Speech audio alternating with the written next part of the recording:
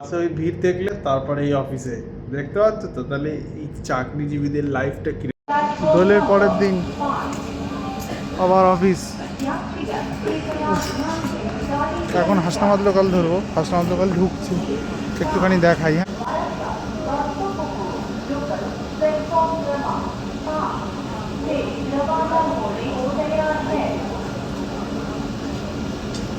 Train ঢুকছে এখন, মারাত্মক ভিড় হয়। তো যাই হোক, যেতে হবে, কিছু করার নেই। সকালে তার কপাল করে বাসটা পেলাম না।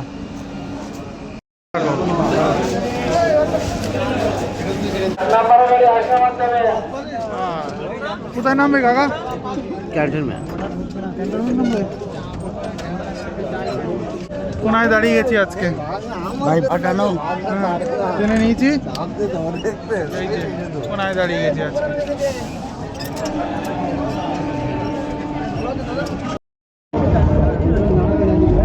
তোমাদের দেখানোর মতো জায়গাতে আমি নেই।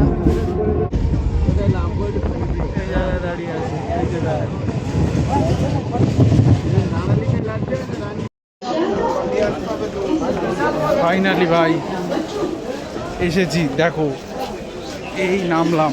কি ভিড় দেখেছিলে, যদিও ফাঁকা হয়ে গেছিলো, পরে অতটা ভিড় হয়নি, অসুবিধা হয়নি। এই কম্পার্টমেন্টটা মোটামুটি ফাঁকাই ছিল। এইবার ডানকুনি লোকাল ধরতে হবে। এবার এসছি 2 নম্বর প্ল্যাটফর্মে।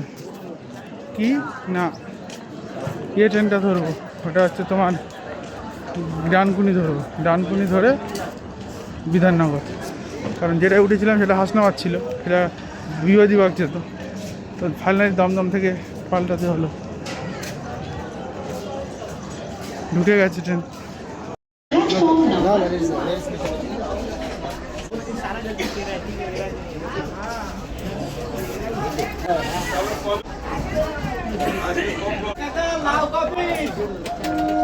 ভ্যান্ডারে উঠেছি, ইচ্ছে ছিল একদম ফার্স্ট কম্পার্টমেন্ট পর্যন্ত যাওয়া, যেতে পারিনি, তাই বাদে ভ্যান্ডারেই উঠলাম।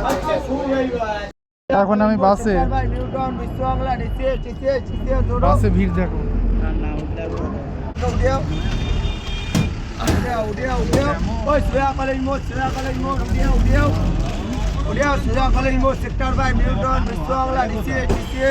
ওই ভিড় দেখলে তারপরে এই অফিসে দেখতে পাচ্ছ তো, তাহলে এই চাকরিজীবীদের লাইফটা কিরকম। আন্ডারস্ট্যান্ড দ্যাট, চাকরিজীবীদের লাইফটা দেখো। সকালবেলা জার্নি করতেই ভালো লাগে না, এত ভিড় হয়। একটু আরামে যাতায়াত, কিছু করার নেই আর কি। যাক, আজকে আবার বেরোনোর সময় যখন ব্লগ বানাবো তখন দেখা হবে। টাটা।